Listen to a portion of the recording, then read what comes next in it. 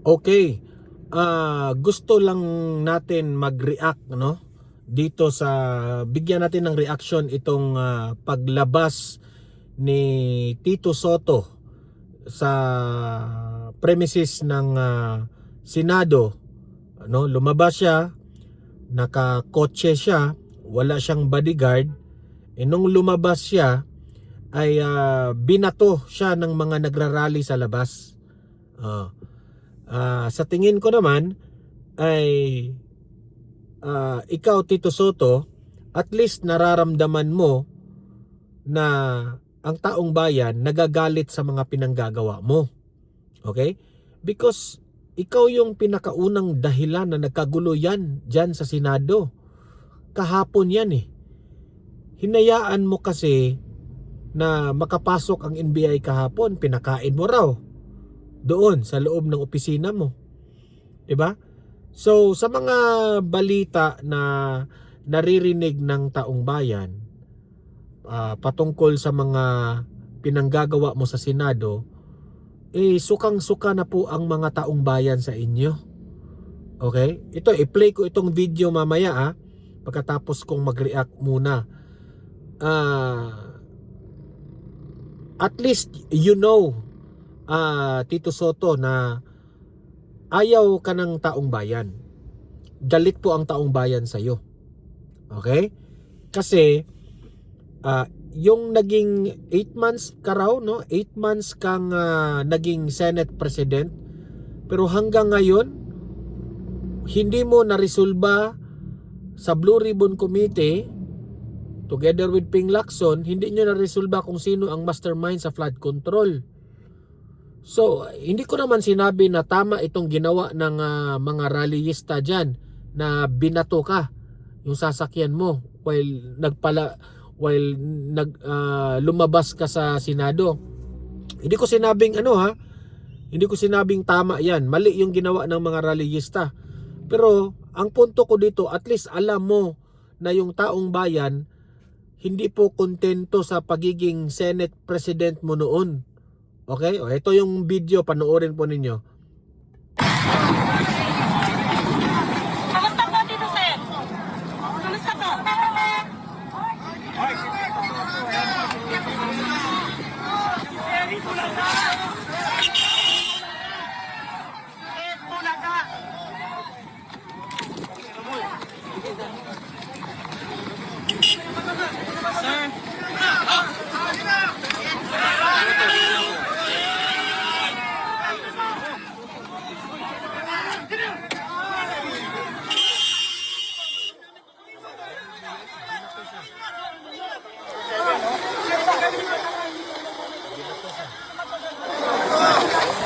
Galing po sa likod, sir. Hindi po kami ng bato, sir. Binidyo. Tinanong lang namin, sir. Sino ng bato?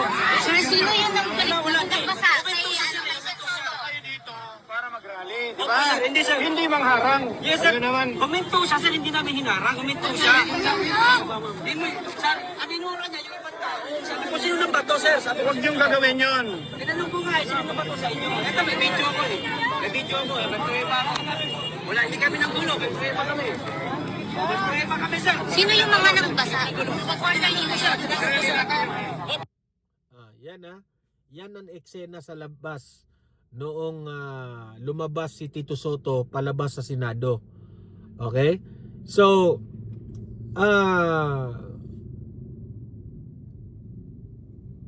mali yun. Mali yung ginawa ng mga reliyista na binato nila.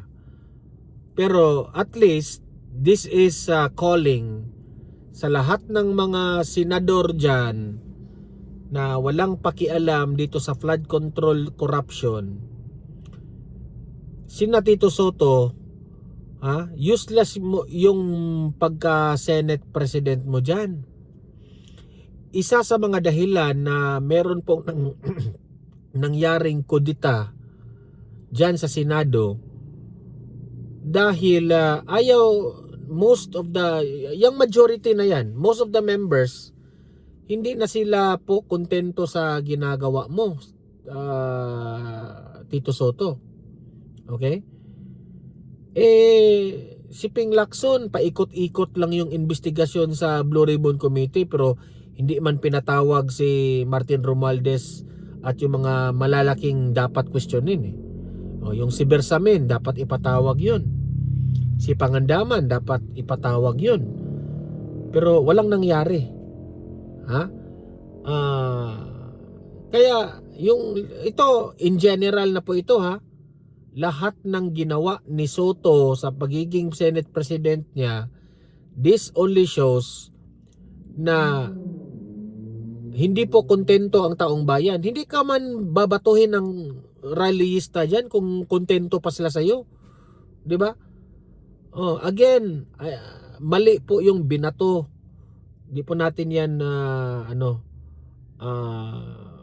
di po tama yan. Pero buti nga yung binato parang ice water lang yun eh.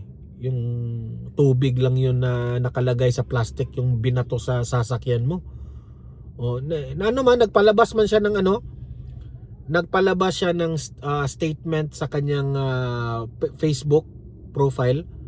O, nagrereklamo siya na sa mga authorities na bakit ganyan ang mga rallyista. Sa totoo lang, lahat ng ito, no? Kung sa tingin mo nabastos ka, Tito Soto, kung sa tingin mo walang respeto sa iyo ang taong bayan dyan sa labas ng Senado, baka gusto mong i-reflect ang inyong sarili. Bakit nagkaganyan? Baka gusto mong questionin yung sarili mo, Tito Soto.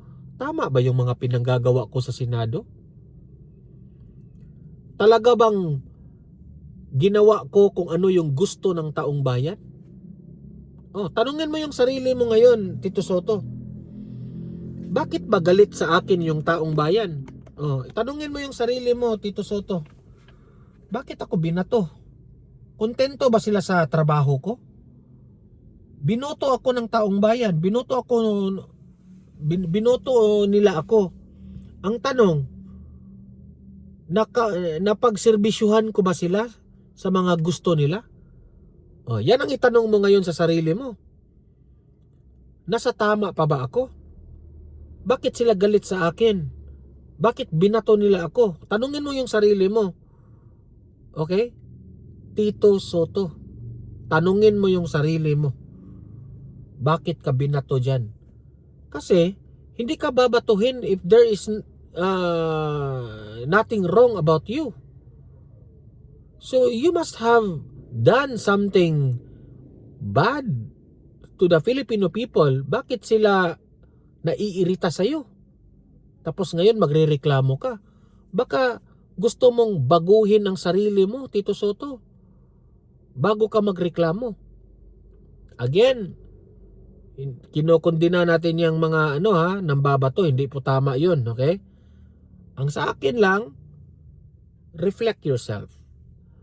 Look at yourself in the mirror.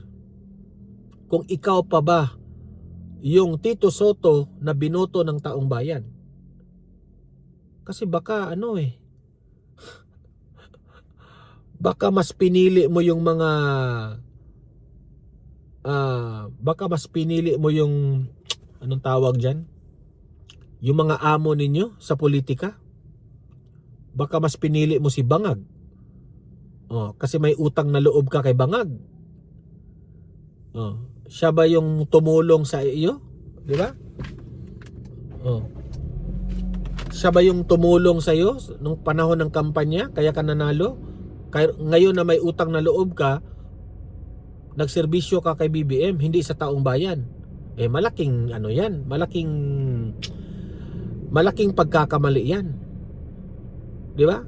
Serve for the Filipino people. Do not serve the president. You have equal powers. Iba po ang kapangyarihan ng executive ng presidente. Iba rin ang kapangyarihan ng Senado. Huwag kang magpakontrol. Okay? Magpakontrol ka sa taong bayan, huwag lang sa presidente. Soto. Mag-itbulaga ka muna. ano ka muna, magpa-relieve ka muna ng stress kasi mukha yatang kailangan mo ng isang buwan ligo para magising ka.